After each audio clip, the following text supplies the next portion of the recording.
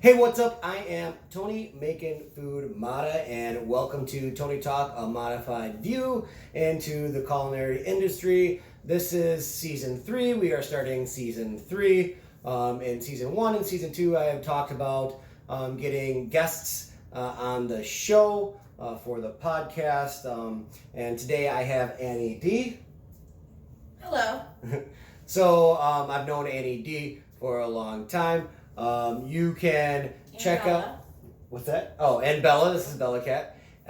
So as always, I am simulcasting my podcast on my YouTube channel. You can go on to YouTube, search Mattafied Cooking, Mattafied Cooking, and you'll see a picture of me with my tall hat on. And you can also look on iHeartRadio, Google Podcasts. We're on all sorts of other podcasts. So, today, for season 1, we're going to talk about front of the house, back of the house, and things like that. So, as mentioned, we have Annie D. I've known Annie for a little while, and I've worked with her. Yeah, over a decade. 2 decades? Yeah. Actually? Yeah. I mean, went to school together, high school for a little while. That's 2 decades. Yeah, we're old. So you've been a bartender for longer than we need to say. Yeah. So just tell me a little bit something about how you came into being a bartender or service industry, or like pros and cons, and then we'll go into some other things. How I came into it? Yeah. It's a job you don't need to have any qualifications for. Yeah. Yeah.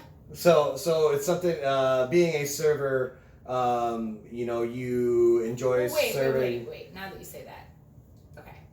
The reason why I liked it. Yes. I can be a little moody. Yeah. And I realized at my first Coney Island job that in order to make money, I had to smile and be nice to people and be in a fake good mood. Yeah. And then I realized that puts you in a real good mood. Okay, plus also tips too, right? Well, you have a little bit of control over the money, depending on your actual mood. Yeah. A lot of it has to do with your mood. Yeah. So if you are in a shitty mood, you're going to make shitty tips. Yeah. Yeah. I mean, yeah. Yeah. Pretty much every time. Yeah. So there's always this thing about front of the house versus back of the house.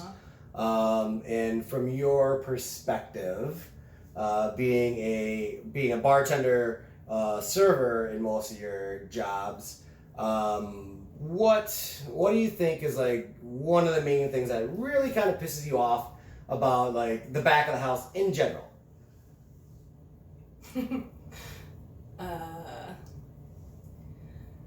Like the one thing that like... Just the arrogance back there. Okay, so us chefs or us cooks just are arrogant? Anyone who works back there. Okay. And the chips on the shoulder. Lots of chip on the shoulders, it seems like. So what is like a typical like back of the house employee that you just fucking hate? Like there's always that one douchebag that's in the fucking kitchen, generalized, is stereotypic, I guess, but like what is that guy that pisses you off really? First of all, they usually suck. Yeah. And then they think they're really good. Yeah. And they're a terrible communicator. Okay. And they just don't give a fuck. Yeah. And they go out of their way to like just show you they don't give a fuck and to show you that they're better than you. Or more, deserve more. They just like work harder. Or they work so hard and they don't make enough money. Yeah. So I mean that's like another thing cooks.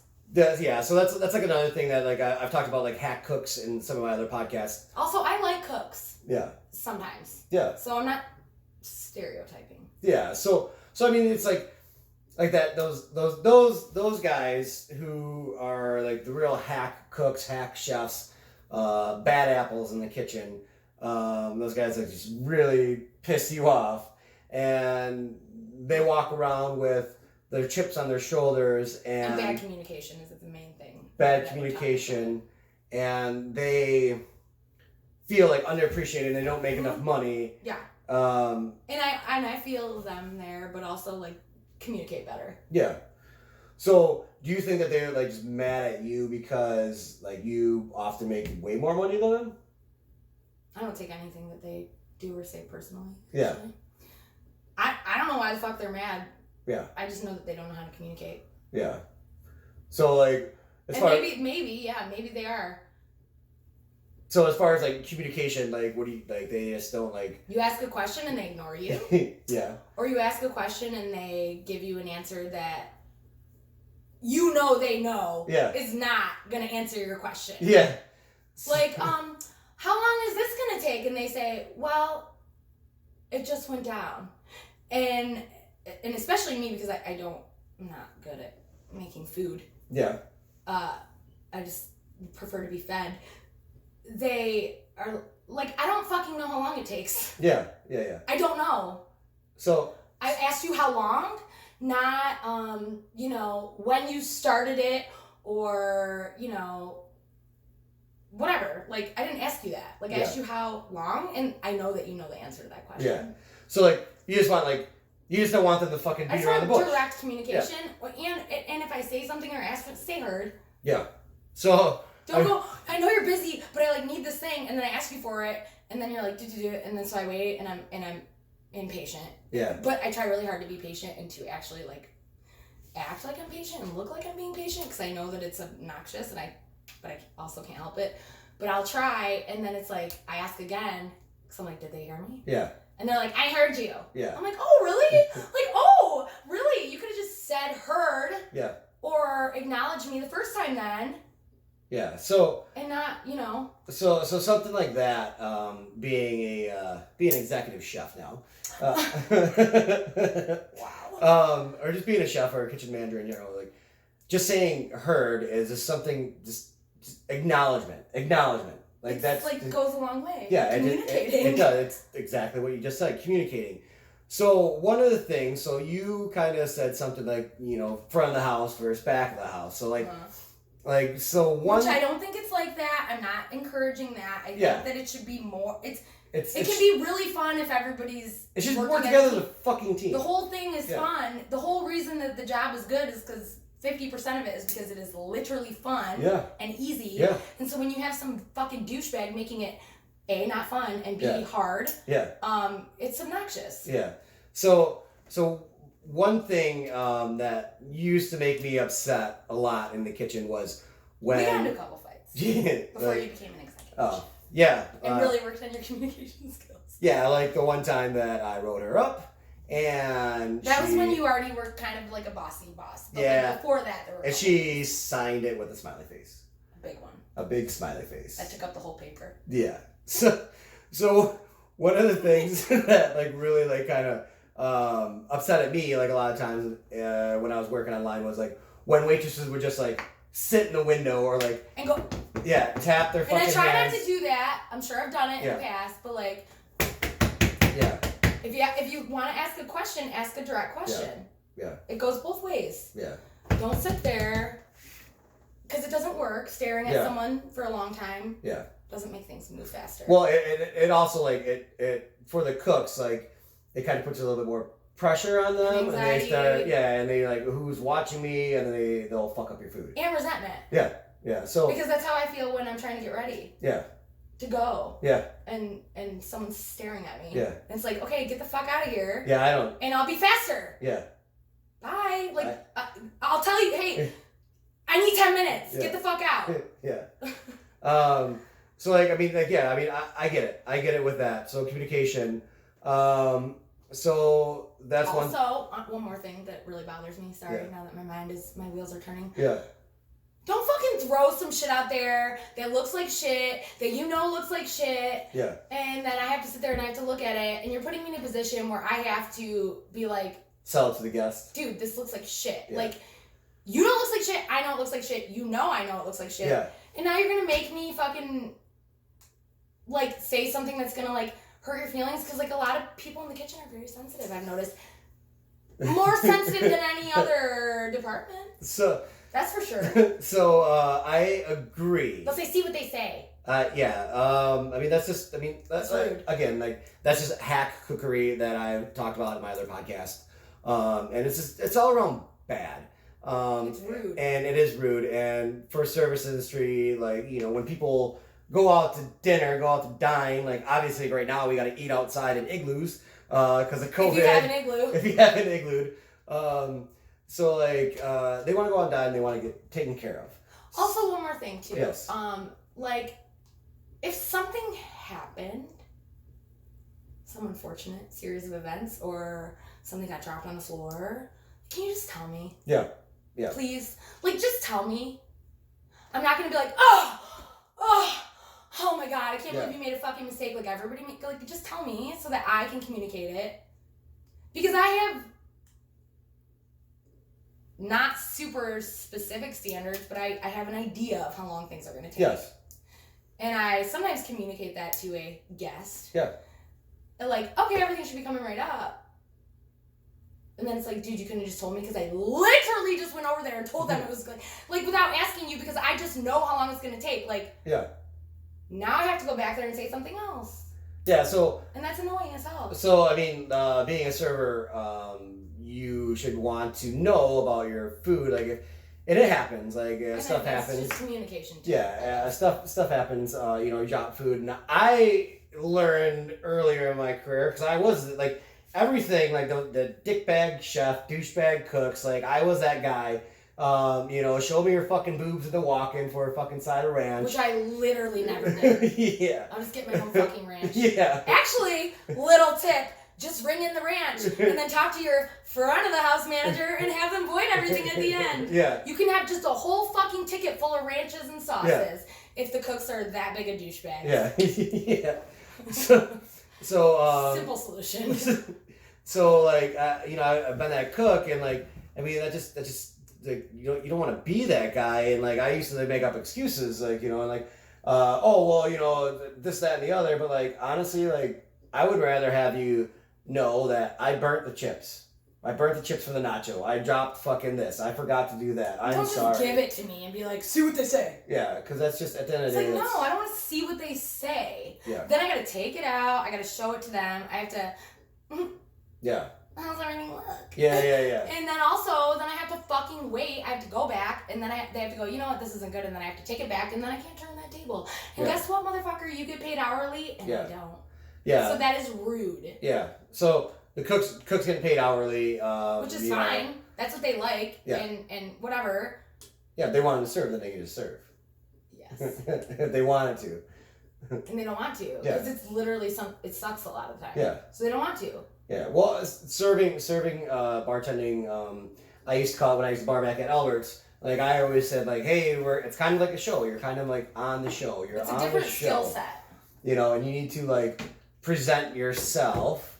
You know, and you're everybody's watching you. Like, you know, like they're watching you. So like if you're behind the bar, especially, like you need to be. You have to have a good attitude. Yeah. You have to be happy. That's another thing when they're so fucking rude that they piss you off, and you're like, oh, I know you can go back to the grill and cry over the hamburgers. Yeah. But I have to fucking pretend like I'm in a good goddamn mood. Yeah. So like, fuck you, don't piss me off like that. Yeah. So. You know what I mean? Like you can go and you can, and like, you know, and like I literally can't do that. Yeah. I can't do that. It's not appropriate. Yeah. So yeah, I mean that's you know, you're on that show and you have to present yourself, and yeah, cooks, they can just go in the back and they can just be like, whatever. They can cry. They can go fucking cry in the walk-in. They can go cry. They can go cry in the fucking walk-in. Pull out their diary. You pull out their diary. Dear diary, Annie hurt my feelings. Annie D hurt my feelings. Annie D, for whatever reason. It's always Annie D. Yeah. Every place I've ever worked, there's just gazillions. Yeah. Annie. There's never any other Annie. Yeah. The most recent job is Annie loves the D. Oh, yeah? That's what they call me instead of D. Some people. Some people. Not everyone. 90. So okay, so like let's talk about like something like that. So, you know, in the service industry, I've talked about it in other podcasts. Drugs, sex, alcohol. Yeah. So like, Yeah. as far as like, you know, those cooks in the kitchen, like if somebody like tries to hit on you, or you know, maybe like I don't know, spank your butt or something like that, like. I mean, would you let that fly, or like? Well, that's harassment. I'm 34. That's harassment. And so no one really does that to me anymore. Yeah. When I wasn't 34, and some people still do that to me, by the way. Yeah. Just to make it clear. But just not as many.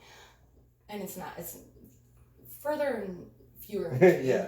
I don't know. I don't think it really bothered me. Yeah. I think it was just, I think times are changing also, but like, okay, 10 years ago, yeah. It was to be expected. Yeah. Not a very professional place. Yeah. Now I think things have shifted a little bit, which is good, especially yeah. now that like my kid is 19 and I'm like, oh, I'm glad that is not just a regular. It's taken a little bit more seriously now. Yeah. No, it didn't bother me because it was to be expected. When I was in the position where people actually wanted to do that to me. Yeah. being. But also not like, okay, I never let it go that far. Yeah. Because I've been in a couple weird situations which I've spoken to you about before. Yeah. Remember? Yeah. Yeah. If we need to edit this, we can edit this later. Oh. Just to let you know. So like when that happened, I was like literally like, fuck you. Yeah. Like, you know what I'm saying? Like you have, but also, yeah, it's not the most professional place. And some of it's in good fun and some of it's not. And I guess you just have to have good boundaries. Yeah. So like, you know, obviously like sex, drugs, kitchen life, chef life, restaurant life. I think that it all goes hand in hand. And I've never had sex in the walk-in or showed anyone my boobs in the walk-in. I know that was like a thing you did when we used to work together. That was... Did you ever even ask me? Because I'm a little bit of offended now. I mean, maybe I did, but that was like... I probably just shut you down. That was just so... That was so long ago that like... I'm talking like, when I worked at Albert's, I was 23. You know, so that's like 15 years ago. You know what I'm saying? Yeah. You know, so you're right about times have changed. Like, you know, where there was that mentality and stuff. Like, you know, and then being like a bar and grill. Like, you know. Well, yeah. And I was just a line cook and fucking I was lonely and I was horny and fucking if you're gonna be that girl, that waitress that's gonna show me your boobs and walking for a cup of ranch. But they're just having fun. Yeah. To be fair. Yeah. Yeah, and if you're just There's having nothing wrong fun, with that. She's having fun. Yeah, that's fine. She knew that she was making your day. Yeah, like the girl, like. And she didn't care. Yeah, like I mean. Because some of those girls are my friends. Let's be clear. So like the best. I mean, we're talking about that. Like the one time, like I was on the line and I was just like I was literally on pizza station. You know, like, one of the bartenders came by. She said, you know, she seen me. She said like, "Oh, Tony, how are you today?" Like, you know, and I was like, "Oh, you know," and I was having a shitty day. Like, you know, I was stuck down in pizza land. Yeah. Sensitive little pizza boy. Yeah. I'm like upset. A little bit sensitive. And, you know, like whatever. Maybe somebody broke my heart or whatever. There was always some girl. So then she came back from getting a towel in the back. And right before she walked out to the doors, like she just fucking flashed me her boobs real quick.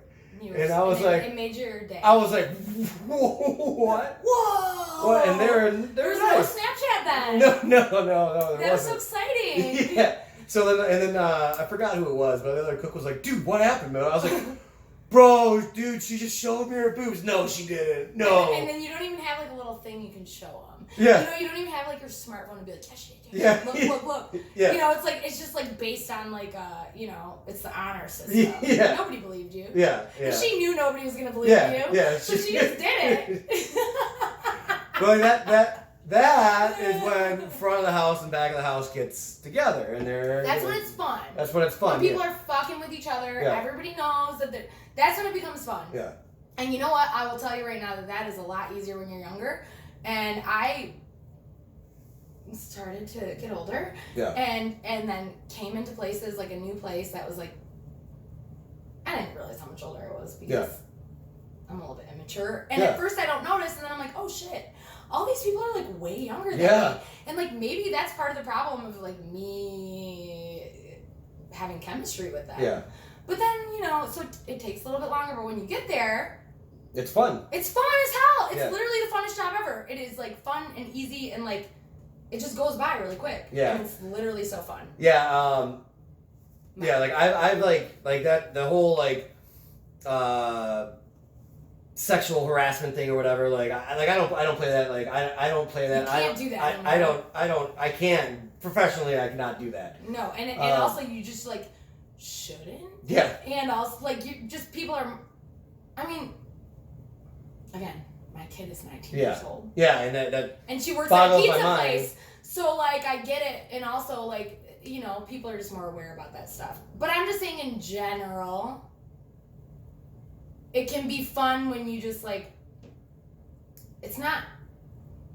You don't need to be sexually harassing each other. You can be fucking with each other. Yeah, a little bit. You know what I'm saying? And like make it, just talking shit. Like literally, that's my favorite thing. Hey, you motherfucker. My favorite thing. You have to talk shit within people's perimeter. Yeah, boundaries. and I think that's part of it. You have to know. You have to like, I guess, get to know these people a little bit. Yeah. Maybe that's why it's easier when you're younger, because maybe you're probably partying with these people after work. Yeah. So you get to know them in a way where you are a little bit more clear about what's going to be offensive and what's not. Yeah. You have to know what people, are up for. Yeah. So let's touch base on that. Like, partying after work. So like, like it is like front of the house versus back of the house, but like at the end of the day, like you guys are all together on a team, right? I guess, And like there's countless times like a lot of these references like that I will make and that I'll make is like when I worked at Albert's, like because like I worked there for 10 years. We keep going back to like this time that was like a super long time ago, which is not reality anymore. And also we both still work in restaurants, and but since it's our conversation, I think that that's where my mind keeps going. Referencing like a really long time ago. Or a kind of long time ago. So I mean, just in general, like fuck, man, like this cook was a fucking real dick to me, whatever. But then everybody's going over to his house. Oh no, I never did that. Yeah. If you're a piece of shit at work, I just fucking hate you all the time. I hate you outside of work. I hate you in work. I don't want to say hello to you in the store. I fucking hate you. Yeah. That's something that I'll actually never understand. Yeah. You're a piece of shit all day at work. Yes. Do you remember an unsaid person that may or may not have been kind of like the head bartender at the place that we used to work at for a long time? Yeah. And she was a fucking bitch. Yeah. And then all my friends that I was friends would say, she's so different outside of work. Yeah. I'm like, oh, really? How? No.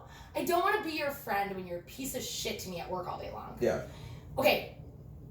I do see where you're coming from in one side of it, because, like, when people are stressed at work and you're busy and you're trying to get all this shit done, and then there's, like, some kind of clash, and then you're like, that is not personal. I'm not going to take that personal.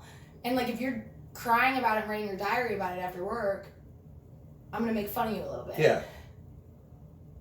You should not treat somebody like shit day in and day out at work, and then it's like you clock out and you're like, oh no, I'm like, I'm like fun now, I'm cool, I'm like, let's be friends. Like, fuck you. Yeah, get the fuck out. You're going to degrade me every second at work. Yeah. It's one thing to butt heads in the middle of a thing. Yeah. And then guess what? Just say sorry later. Yeah. You don't have to say, I like to say sorry later. And I like when people say sorry to me. Yeah.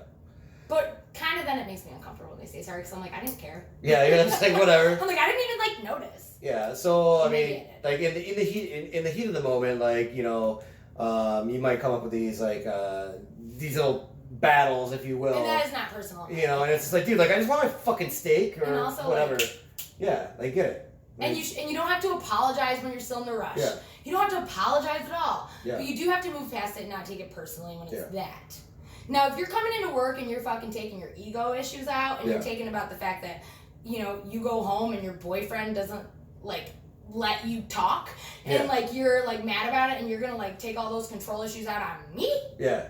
Because you're in a position of authority to me? Yeah. Then you're a piece of shit 24/7. Yeah. To this day, I still think that unsaid person is a piece of shit. Yeah. Yeah. Sorry.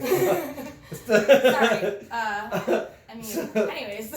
So, I mean, stuff like that, it happens. So, like, how do you, so let's say, like, is there anything that, like, you kind of get away with at work? Yeah. Yeah. Well, yeah. I mean, I got away with being late for about 15 plus years. Yeah. So why were you always late? Because I'm one of those people that's always late. Yeah. Bad time management. Yeah. Plus, I'm just like, okay. I'm not really late anymore. I've changed my habit finally-ish. However, part of the reason I was always late is because I also, like, hate the thought of, like, showing up early to sit there and do nothing. Yeah. So that you can, prove that you respect other people's time or something? I don't know. Especially if you're working a morning shift. And you're there, you have to be here an hour before we open, but it doesn't take an hour? Yeah. There's certain rules that I believe are not created for me. And I know that that's, like, very arrogant and whatever, but that's a personality thing. So, we won't get into it. So coming in like an hour early to set up the line or set up, in your case, set up the waitress station or whatever. Well, I don't get paid also hourly in a way that makes sense. Yeah. If you're working a night shift and you're coming in to relieve someone, I do understand the frustration of this fucking asshole is late every day. Yeah. I get it. Yeah. And also every place is different. Some places it's a cultural thing. It's like, is it a thing to be on time for everyone? Is everyone always running a couple minutes late? Yeah. And like that literally has so much to do with it. Yeah. Because if everyone's just kind of late, a couple minutes late here and there, it's just not that big of a deal. If you work at a place where it's like really like not acceptable, that's just a work culture thing. Yeah. I think. So I mean I've worked for multiple like places, obviously, and like with strict attendance policies, like and like you would have been 86th, like within. Unless I liked the job, then maybe I would have been able to do it. Yeah. An attendance policy is like something that's pretty black and white. I'm pretty attendant, by the way. I don't call off work, so let's be fair. Well, the late attendance policy if you're late. The tardy. Sorry, being tardy. Right, but the attendance policy. Yeah. So I would have a gold star. Because I show up no matter what. Yeah, it's pretty black and white. But like, I mean, I feel that like you should have you can be lenient a little bit on that. And you're right about it being like a cultural thing. It is. If you're the opener, like for instance, like you have to be there an hour early and you're 5 minutes late for being an hour early, and you get a fucking write up, which has happened to me before. Yeah. I know the time you wrote me up, I was like literally 3 hours late. Yeah. However, with a also, buffet. I know.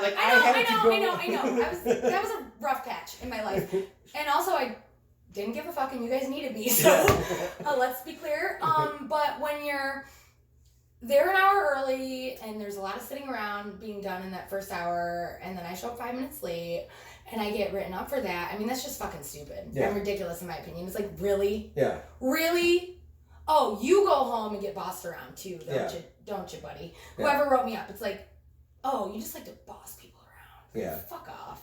And also, yes, so that's one of the things I have gotten away with and then also not gotten away with. And when I stopped getting away with it, I really worked hard to change it. Yeah. But yeah, sometimes you get away with shit because you're good at your job. Yeah.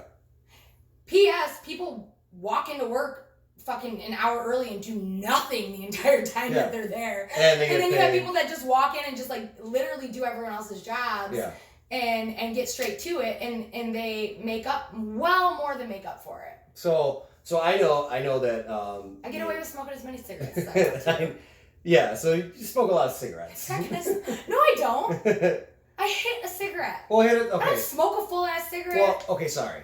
So you act like I smoke 3.5 packs. Like I'm Margie Simpson's fucking sister. Yeah. Like no. I don't smoke that, and I don't take a long time to smoke. Yeah, so like you just go out, you hit a cigarette a couple times, put it out, put it back in your pack, and then go back and hustle. I just smoke the whole thing really, really fast, actually. I'm not putting it back in my pack. No, I don't want to smell like cigarettes. So you're a hustler. So that's something that I've always liked about you. Every time that I've worked with you is always being a hustler. And you're the type of person that comes in. You come in. I get straight to work. You get straight to work, and you don't bullshit. And you get your job done, and your job is many times other people's job as well. Yeah. So I mean that's something that it's basically in the front. It's just mise en place, everything in place. Mise en place? Yeah, mise en place. So, what the fuck does that mean? Mise en place. So I feel like I've heard you say it. Yeah, so mise en place is French for everything in place. Oh, it's French. Mise en place. Yeah, so everything. Literally, it sounded like a different. Yeah, well, there's a podcast in season 1 about it. If you listen to all my podcasts, then you would know that was the name of. I listen to them, and I should take notes and study them also. It's the name of the. Next podcast. time I'll make sure. Okay. Okay. Really? It is. I can't remember everything. so, but that's something about getting yourself set up for success, which is really, really good. That's something that I do in the kitchen too. Is make sure that I come in, I just get everything set up, and then your service is good. Right? Also, there's something to be said for someone who does the parts of their job that matters. Yeah. And something to be said for when, like, you come in and you do your job and you make other people's job easier. Yeah. Because you're doing your job. And since we're talking about kitchen in front of the house, there are kitchen people who are, sucking the dick of whoever the chef is. Yeah. And doing everything perfect for them. And just fucking suck at their job. Yeah. Like, they're slow, they're stupid, they fucking literally are the biggest piece of shit on earth. Yeah. And they just are, like, getting praise left and right because, like, they're, you know what I mean? Making whoever this, like, bossy the chef, guy whatever, is, like, happy. And, like, that is annoying to me because, like, let's be a little bit more macro. Mm-hmm. If everyone just communicates well, this place makes more money. Yeah. If this place makes more money, I make more money. Yes. I know it is hard and unfair because if you're in the back of the house, then it is not as direct of a impact. Yes. However, it is still directly impacting you because you will have more hours. You will become more valuable to a place that is making a fuck ton of money. And if you ask for a raise, you probably get one a lot more easier than, some struggling place, like unsaid place that we both similarly worked at. Not Oh, yeah, that place ago. that we both just got shit canned on. Oh, no, the place that, like, we just fucking rock started out and then they still were pieces of shit secretly. Oh. We'll just move on from that. Yeah, that's a whole nother. Because I'm. Do you ever wonder what it's like to be a chef? Or you think you have what it takes to work in a restaurant? Or ever wonder what really goes on in the back of the house? Well then, you should tune into Tony Talk, a modified view into the culinary industry. Each week, I go over a topic or a situation or something that you see in the kitchen every other day. I give you the inside scoop on what it takes to work in a restaurant. And I go over the daily struggle that is known as chef life. So tune in and get modified.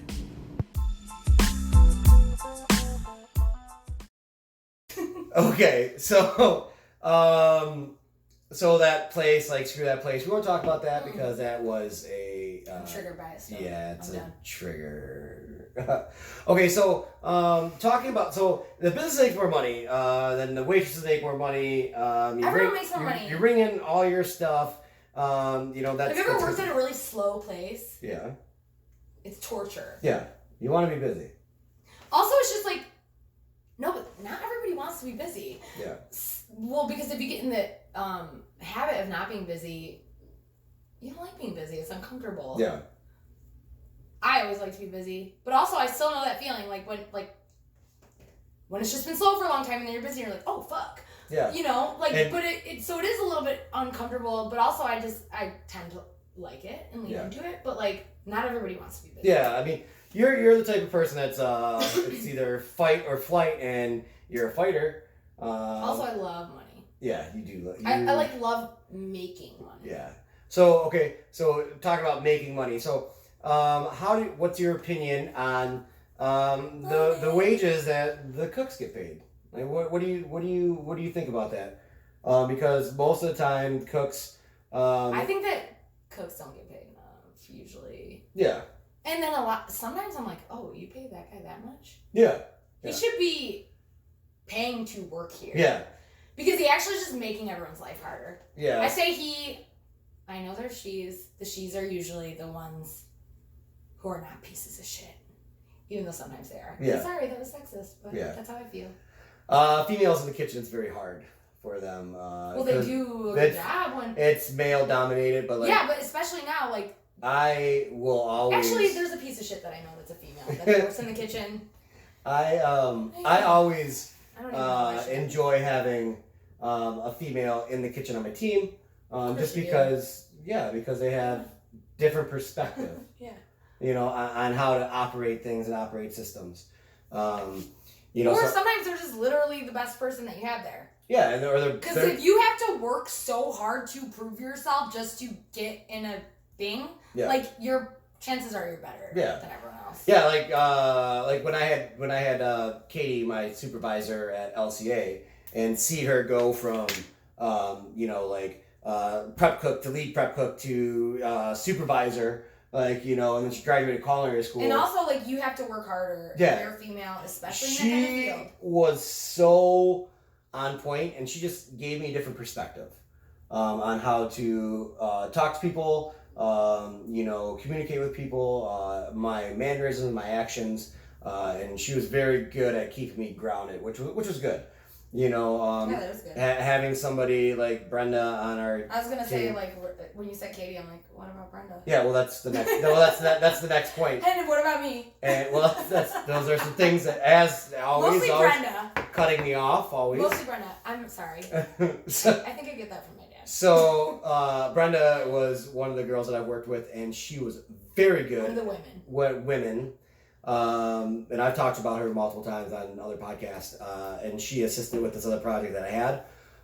And she was golden, and she kept me grounded, and you know, sweet. She was sweet. Nice and I remember one time, like, one of the cooks was like, is Tony mad at me? Because he's like kind of like talking to me, like yelling at me. I don't know if he's yelling at me, but like, I don't really know. And he was confused, and Brenda was just like, dude, that's just how he is. Like, he's just very direct, and that's what he didn't mean anything. I've worked with him for years, you know, and then later on, she like kind of came to me and said, hey man, like this don't fucking be a dick. Yeah, don't be a dick, which is good. Also, I'm about to pee my pants.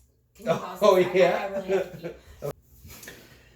Okay, so Brenda was, you know, really, really good to have on my team, and I really appreciated her and like having a female in the kitchen. And she's polite.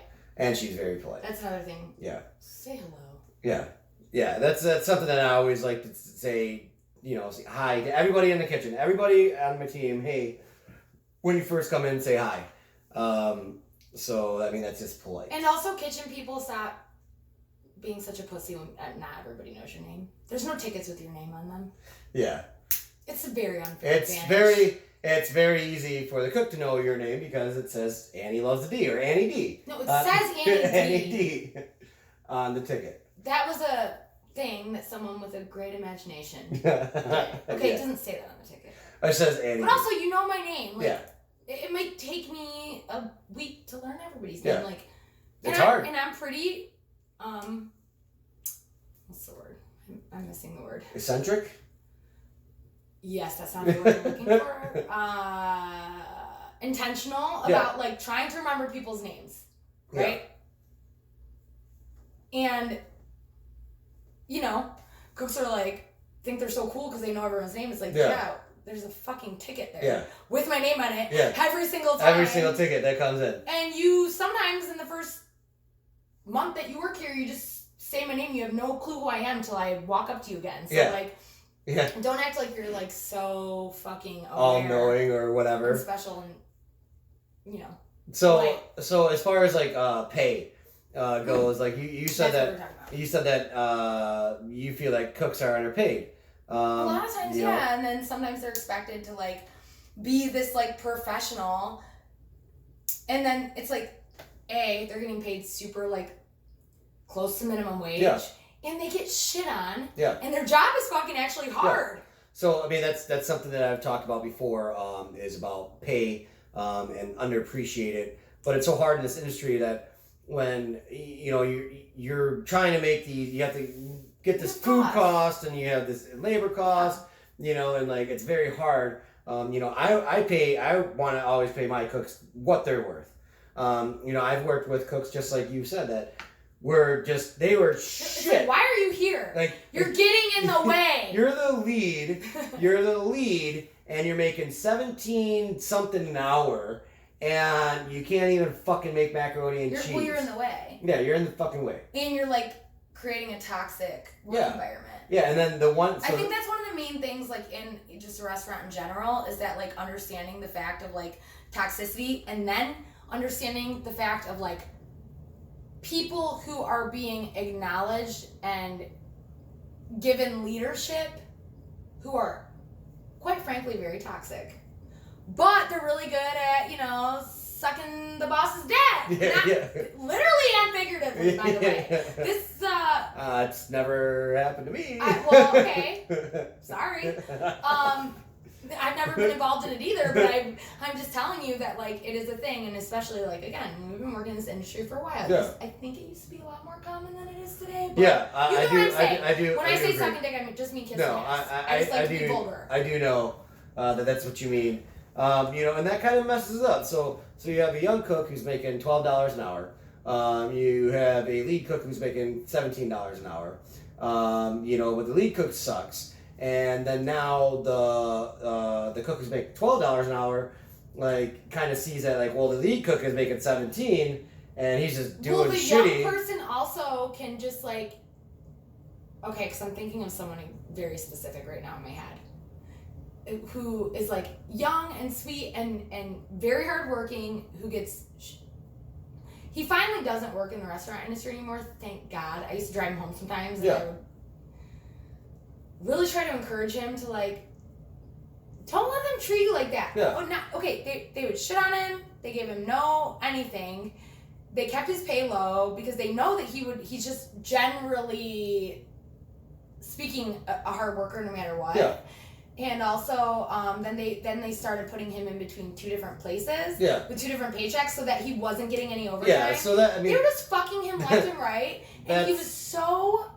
Okay, he was not the best at everything that he started, but with a little bit of time, he would catch on and be good at it. Yeah. He was a little bit more of like a slower learner, which I don't think there's anything wrong with that. Cause I feel like I'm the same way, actually. Yeah. I don't catch on to shit right away, but like, the minute that I catch on to it, like,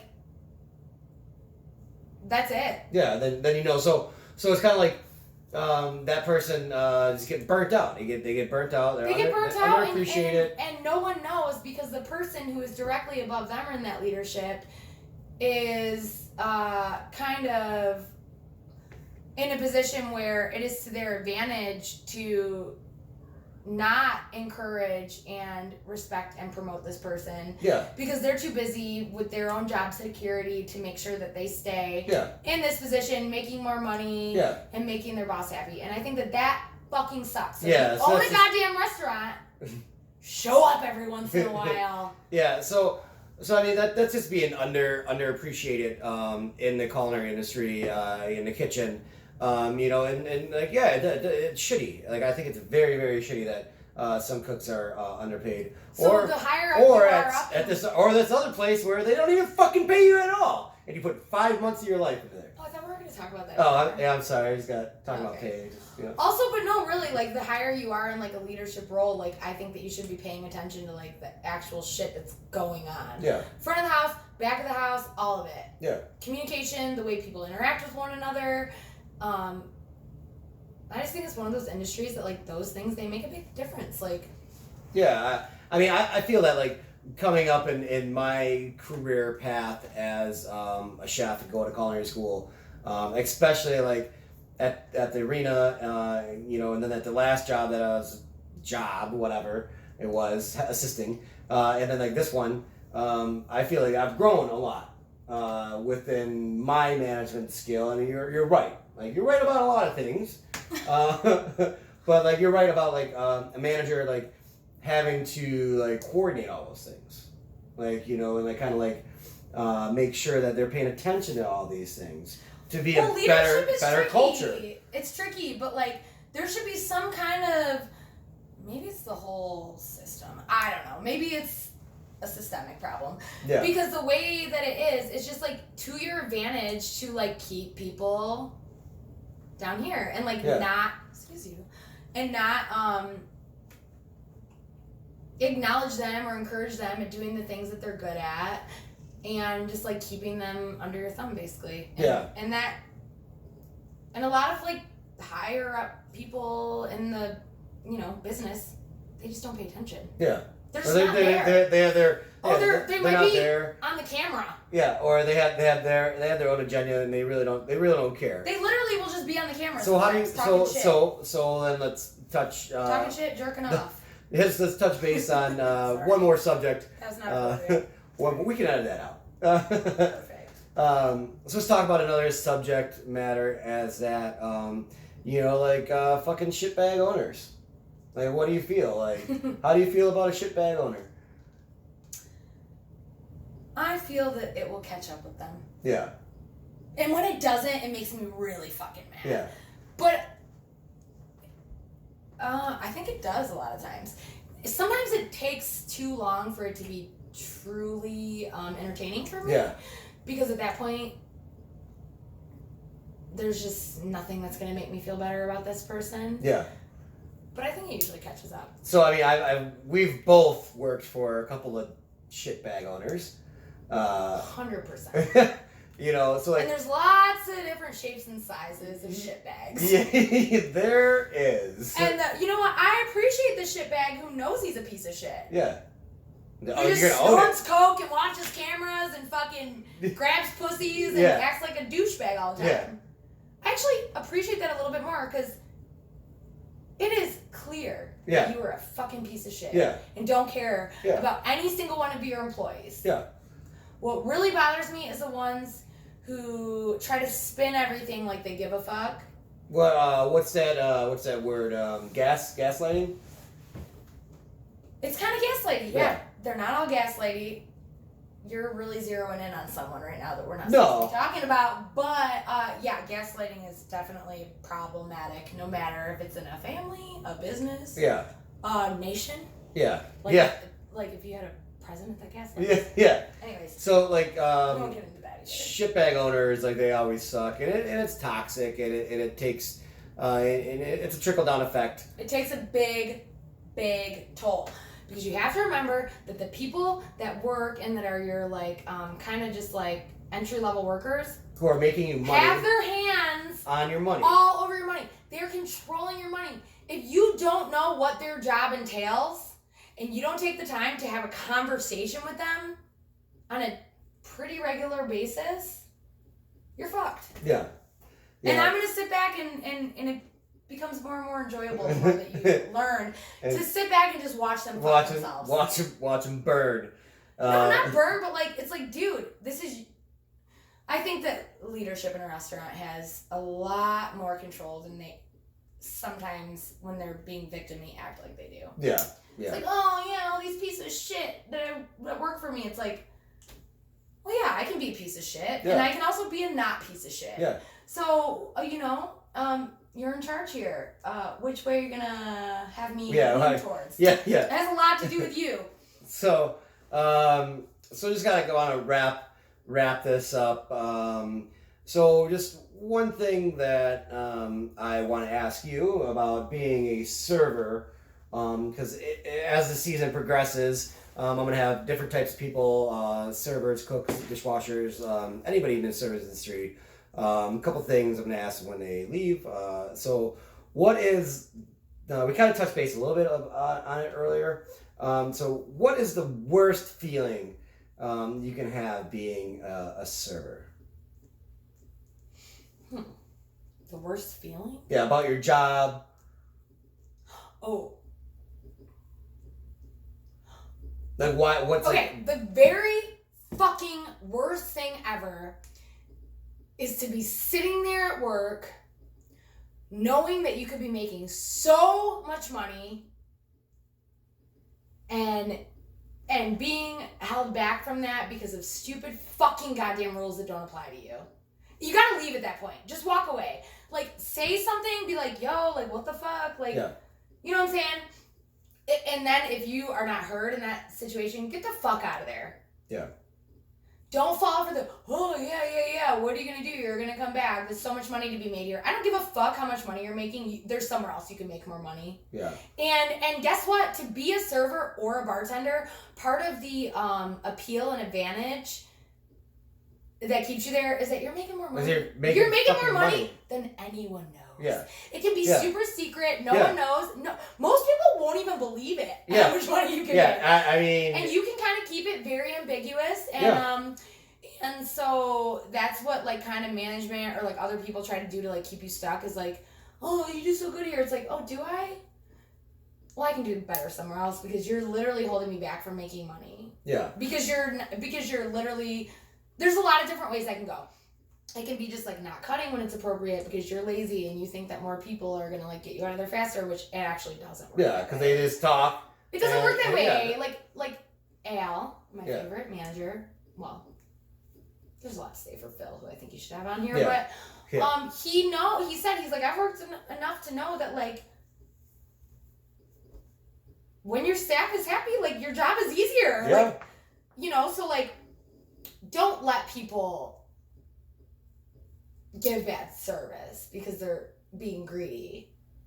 That's a different story that I'm talking about. Yeah. But when you're holding people back and they're bored out of their mind and they could be making all this money and they're not, they're just bumping into other staff members because it's overcrowded and no one's doing anything. I mean, that's literally the most... That actually feeling makes...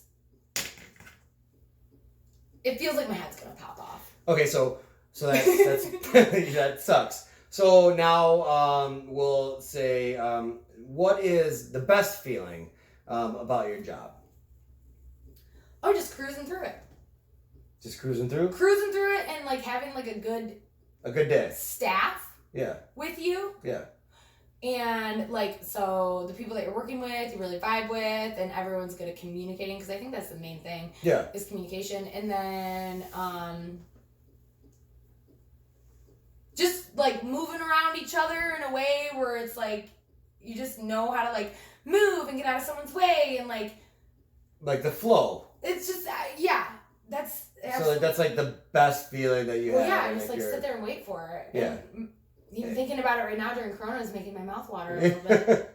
Yeah. Because it's like you don't even need to have any flow right now. You're just like, what the fuck? Yeah. This sucks. So one last final question before we wrap this up. So could you see yourself doing anything else? Any other line of work? Yeah, absolutely. Okay. What else would you do if you anything that I'm in charge of? Okay. I would not work for anyone else in any other industry. Okay. Absolutely not. Yeah. Because it's kind of... Well, also, I'm just the type of person that has no idea what I want, but I know that I don't like to work for someone. Yes. I have real problems with authority, which I'm sure have stemmed from something that we cannot get into right now. But my bosses and my management, see, they don't sign my paycheck. And if they do, it's a $0 paycheck, so it really doesn't fucking matter. And I like to be a little bit more in charge of the money that I'm making and have that autonomy. Is that how you say that word? Because I fuck it up every time. Yeah. Autonomous. Maybe is that what I meant? Autonomy, I think. That you're blending in? No. Oh. It's independence. Oh, independence. Probably saying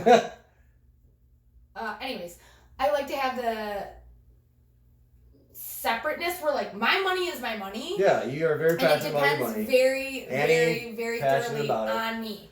Yeah. Well, yeah, don't fuck with my money. Yeah, that's it's mine. One thing, don't fuck with Annie D's money. Did you just call me Annie B? Annie D. Oh, my middle name is Brenna, so I could be called Annie B. I have an uncle that calls me that.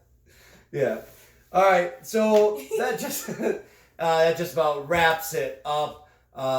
So this is Annie D. Thank you for being the first person to interview on season 3 of Tony Talk, a modified view into the culinary industry. Welcome.